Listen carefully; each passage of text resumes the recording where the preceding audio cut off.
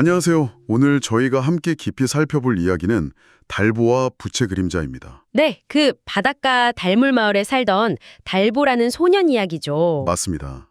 본격적으로 이야기를 듣기 전에 전체적인 줄거리랑 좀 흥미로운 부분들을 먼저 짚어보려고 해요. 네, 일종의 예고편처럼요. 그렇죠. 이 이야기가 어떤 매력이 있는지 미리 좀 맛보는 거죠. 좋습니다. 이야기는 달보가 아주 어릴 때 시작하는데요. 어떤 스님한테서 예언을 듣게 돼요. 아, 그 유명한 예언이요? 네, 용황의 사냥감. 뭐랄까 결국 바다에 삼켜질 운명이라는 거죠. 듣기만 해도 좀 그렇죠. 네, 정말 가슴 철렁하는 예언인데 할머니는 당연히 슬퍼하시고요. 근데 어린 달보는 의외로 운명에 맞서기로 해요. 그냥 기다릴 순 없다고요. 아주 당차죠. 네, 그래서 스님을 따라서 외딴 암자로 가죠. 거기서 아주 긴 시간 수련을 시작합니다. 이 수련이 그냥 몸만 단련하는 게 아니에요. 세월이 흘러서 달보가 바다처럼 깊고 갯바위처럼 단단한 청년으로 성장했다고 묘사되거든요. 아, 내면의 성장을 말하는 거군요. 그렇죠. 정신적인 강인함, 지혜 그런 것들이죠. 그렇게 성장한 달보에게 스님이 첫 번째 시험을 내립니다. 그 시험이 또 아주 인상 깊죠.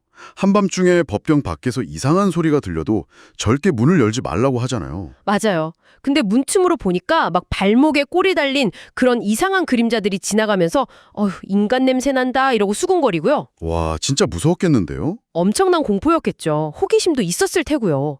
그래도 달보는 스님 말을 지킵니다. 이 보이지 않는 위협, 또 미지의 것에 대한 유혹을 이겨낸 건데요. 이게 단순히 담력 테스트는 아닌 것 같아요. 그렇죠.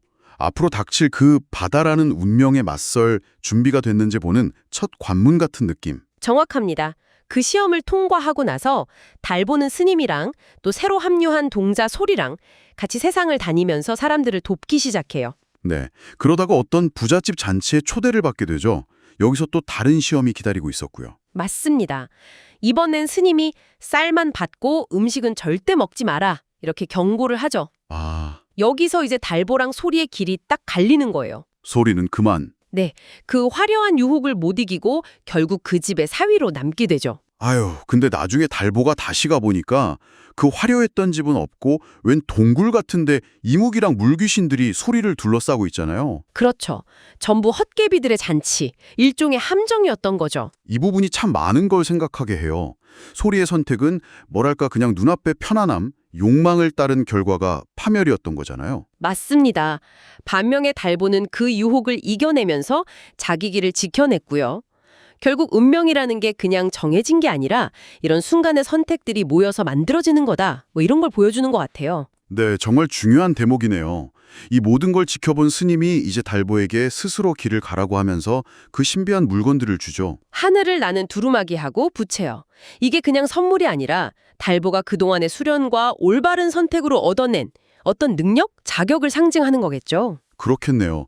이제 그 힘으로 달보는 세상을 다니면서 도움이 필요한 사람들을 돕고요. 그러다 한 부잣집에서 일을 하게 되는데 이름이 물바닥이잖아요. 네, 그 이름도 참 의미심장하죠. 겉보기엔 미천해 보이지만 사실은 깊은 잠재력을 가진 존재라는 걸 암시하는 듯하고요. 그리고 그 집 막내딸 혜진이가 달보의 진가를 알아보고 마음을 나누게 되죠. 네. 그리고 결정적인 장면이 마을 잔칫날 나오죠. 아, 맞다.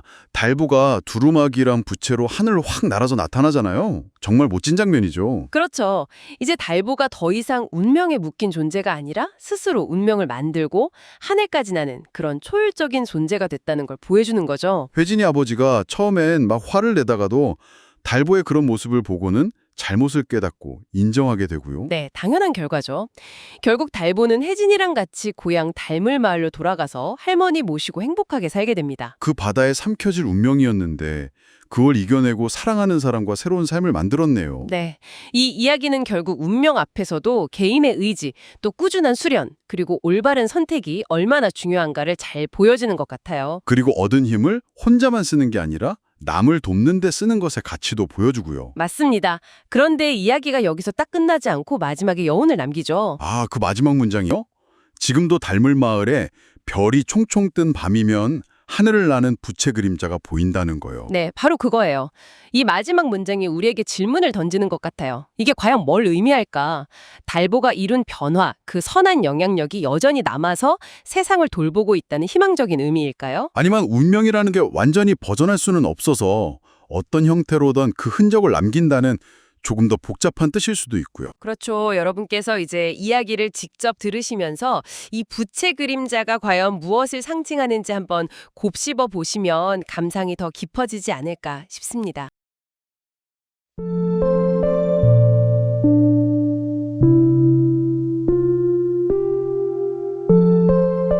달보와 부채 그림자. 옛날 바닷바람이 살랑이는 달그물 마을에 산호 할머니라 불리는 해녀가 살고 있었어요. 해녀 할머니는 마을에서 물질을 제일 잘하는 분이었죠. 평생을 물속에서 살다시피 했으니까요. 그런 산호 할머니에게 늦둥이 손주 하나가 있었는데 이름은 달보라고 했어요. 달보야, 너는 바닷물처럼 맑고 갯바람처럼 단단한 아이가 되어야 해. 할머니는 바다내음 묻은 손으로 달보의 머리칼을 쓰다듬어 주었어요. 그러던 어느 봄날이었어요. 달보가 갯벌에서 조개를 줍고 있을 때 긴 도롱이를 두른 낯선 스님이 다가오더니 아이를 바라보고 고개를 저으며 중얼거렸어요. 안 됐구나. 달보는 놀라서 할머니에게 달려갔어요. 할머니, 어떤 스님이 나를 보더니 안 됐다고 하시고 혀를 찼어요. 산호 할머니는 불안한 눈빛으로 곧장 스님에게 달려갔어요. 스님, 방금 우리 손주에게 무슨 말씀을 하셨나요? 그 아이는 용왕의 사냥감이 될 운명이요. 바다에 삼켜질 팔자요. 할머니는 하늘을 보며 흐느꼈고 스님은 말을 이었어요. 나를 따라오면 그 운명을 바꿀 수 있을지도 모르지요. 옆에 있던 달보는 조용히 고개를 끄덕였어요. 할머니, 제가 스님을 따라갈게요. 무섭지만 그냥 기다리는 것보다 낫잖아요. 달보는 스님과 함께 멀리 있는 암자로 향했어요. 그곳은 파도 소리만 들리는 작은 암자였어요. 달보는 날마다 물에 발을 담그고 참선하며 바위 틈에 해초를 널고 별을 바라보며 스님과 이야기를 나누었어요. 세월이 흘러 달보는 건장한 청년으로 자랐어요. 눈빛은 바다처럼 깊고 몸은 갯바위처럼 단단해졌어요. 어느 날 밤 스님은 달보를 보며 낮은 음성으로 말했어요. 오늘은 법당에서 자거라. 어떤 소리가 들려도 절대 문을 열지 말아야 한다. 그날 밤 바깥에서는 이상한 소리가 들려왔어요. 왜 또 빈손이냐? 분명히 인간 냄새가 났는데. 이상하군.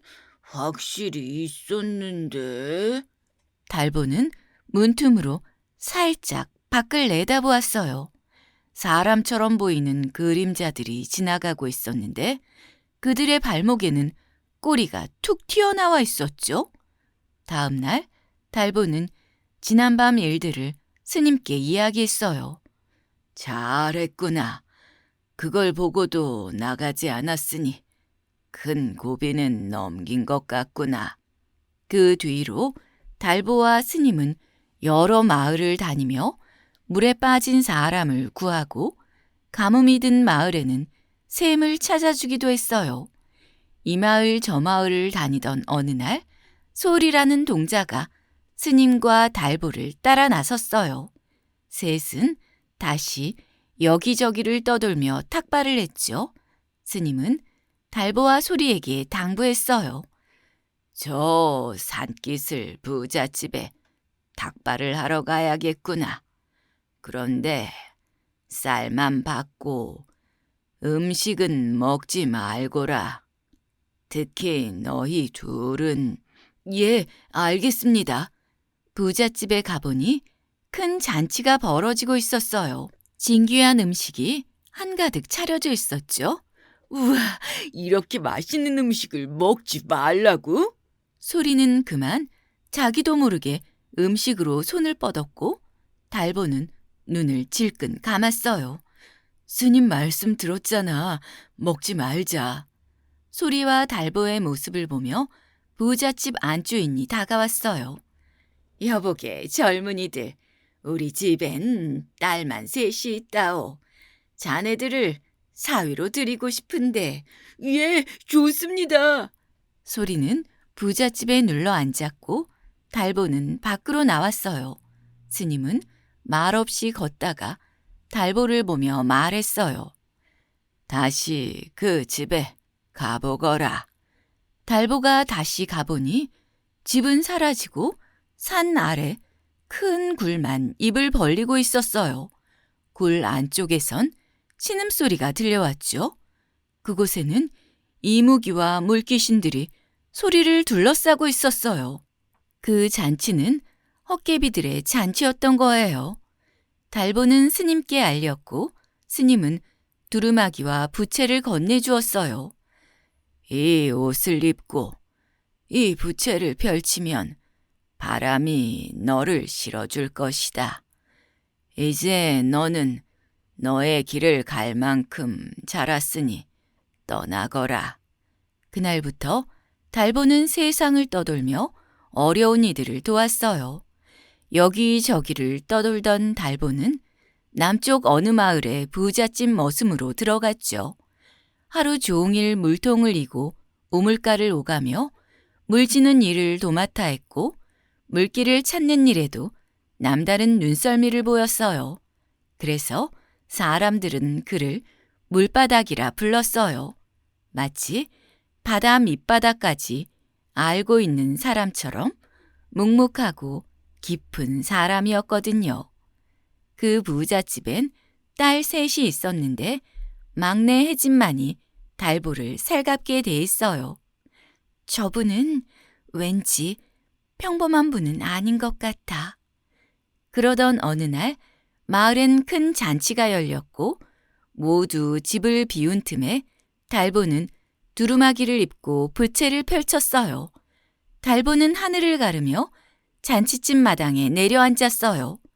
위풍당당한 모습에 사람들은 놀라 무릎을 꿇었고 혜진은 달보의 등에 점을 찍었어요. 분명 물바닥인데?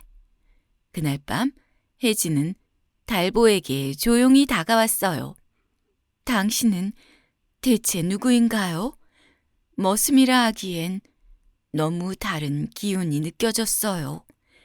달보는 조용히 미소 지었어요. 나도 이제야 내 길이 무엇인지 조금씩 알아가고 있어요. 달보와 혜진의 모습을 본 언니들은 아버지께 고했고 아버지는 화가 나서 달보의 방에 불을 질렀어요. 달보는 혜진을 품에 안고 부채를 펼쳤어요. 그러자 둘은 하늘로 솟구쳐 날아올랐죠.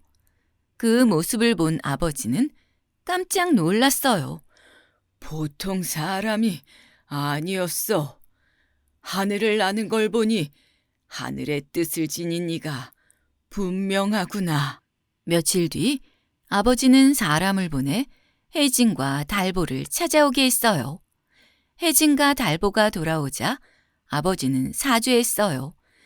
그날의 무례를 용서해 주게. 나의 사위가 되어 주겠나. 감사합니다. 이 은혜를 잊지 않겠습니다.